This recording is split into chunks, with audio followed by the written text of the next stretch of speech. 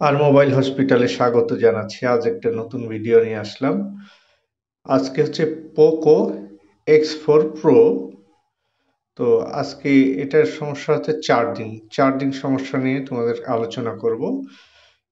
তো এই Poco X4 Pro 5G এটার চার্জিং প্রবলেম হলে কিভাবে সমাধান করব সেটা আমি তোমাদেরকে ডায়াগ্রামের মাধ্যমে দেখাচ্ছি।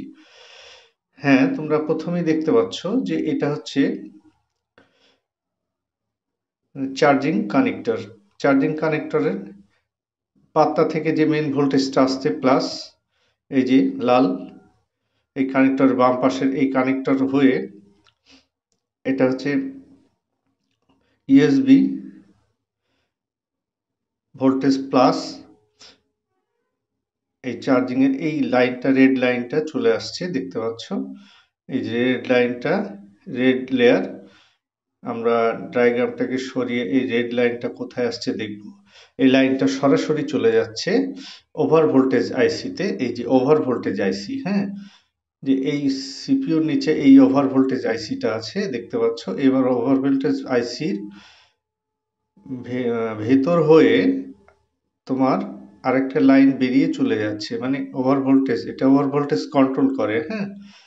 তো এই আইসিটা হয়ে এই দেখো লাল লেয়ারটা আবার সুন্দরভাবে বেরিয়ে চলে যাচ্ছে।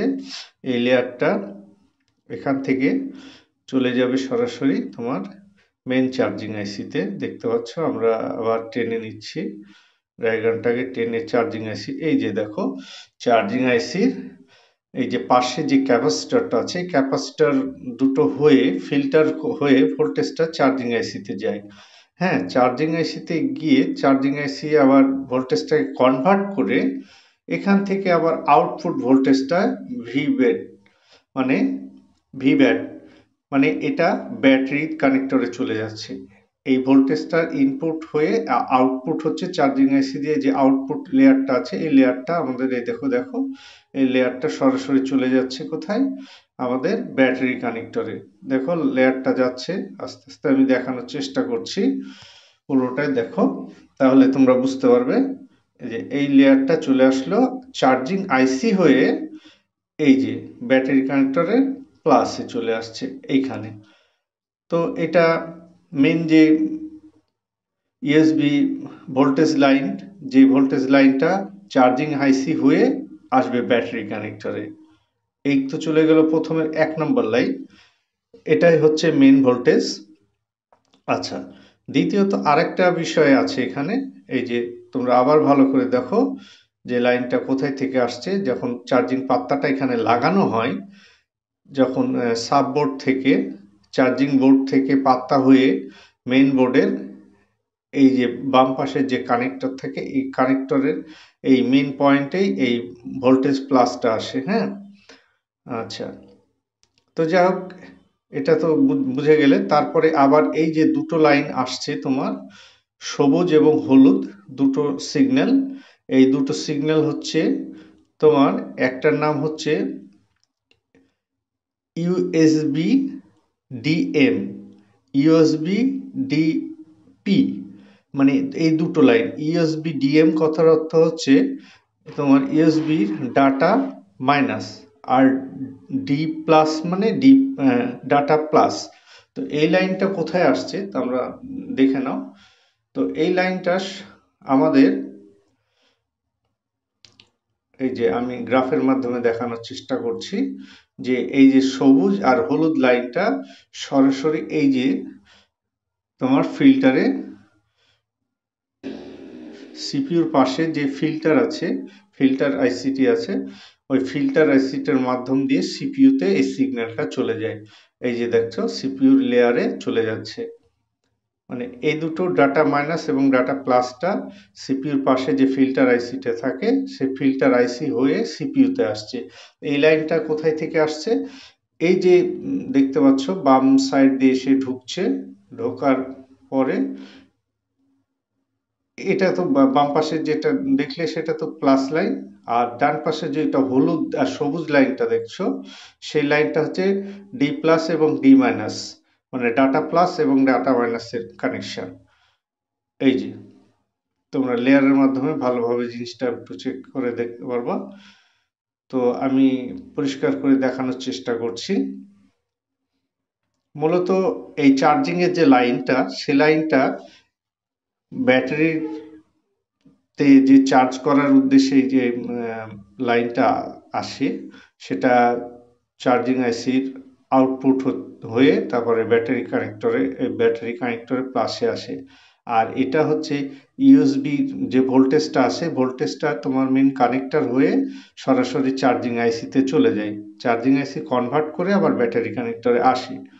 এবং আরো দুটো লাইন এক্সট্রা যেটা থাকে, সবুজ আর হলুদ যে দুটো লাইন থাকলো, এই দুটো লাইন সিপিইউতে ডাটা মাইনাস ও প্লাসের সিগন্যালটা দেয়।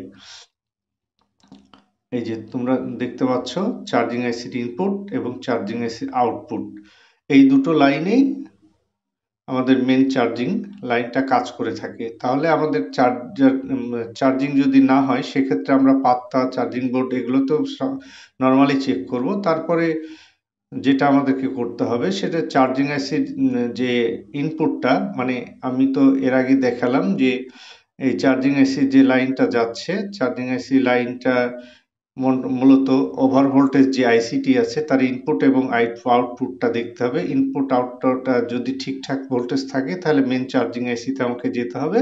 মেন চার্জিং আইসির ইনপুটটা এবং আউটপুটটা অবশ্যই ভোল্টেজটাকে চেক করে নিব যে ঠিকঠাক আছে কিনা।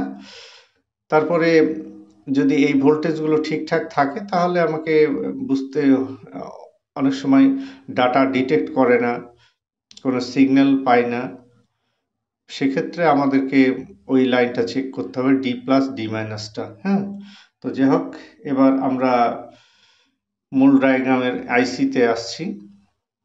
এই যে মূল ডায়াগ্রামটা নিয়ে আসলাম, এই আইসির মাধ্যমে আমরা দেখাচ্ছি। দেখো যে আইসি গুলো যে আমি তিনটা আইসি দেখালাম, সেই তিনটা আইসির মধ্যে এই তিনটা হচ্ছে চার্জিং আইসির কাজ করে থাকে। একটা মেইন চার্জিং আইসি থাকে, আর আরেকটা থাকে ওভার ভোল্টেজ চার্জিং আইসি, আর একটা সাব চার্জিং আইসি। এই তিনটা চার্জিং আইসি, দেখো দেখো আমি বড় করে দেখানোর চেষ্টা করছি। এই যে তিনটা যে চার্জিং আইসি আমি আলোচনা করলাম, এই তিনটা আইসি, যে একটাতে ওভার ভোল্টেজ এসে প্রথমে ইন করছে, ভি ভি ভোল্টেজটা, মানে চার্জিং এর ইউএসবি ভোল্টেজটা এসে আগে ওভার ভোল্টেজ লাইনে ঢুকছে, ঢোকার পরে এখান থেকে এসে মেন চার্জিং আইসিতে যাচ্ছে। হ্যাঁ, আচ্ছা, এইটা তারপর মেন চার্জিং আইসি আউটপুট করে ব্যাটারি কানেক্টরে দিয়ে দিচ্ছে। আর যে মেন মাঝের যে চার্জিং আইসিটা দেখছো, এটা হচ্ছে ডাটা মাইনাস এবং ডাটা প্লাসটা এর মধ্যে ইন করে এটার আউট সিগন্যালটা যায় সিপিইউর মাঝে। এই যে তিনটা আইসি আমি পরপর চার্জিং আইসি দেখিয়ে দিয়েছি। ডান পাশেরটা হচ্ছে ওভার ভোল্টেজ চার্জিং আইসি, মিডিলেরটা হচ্ছে ইউএসবি ডিটেক্ট, মানে মতলব যেটা বলছি ডি প্লাস এবং ডি মাইনাসের, ডাটা মাইনাস এবং প্লাসের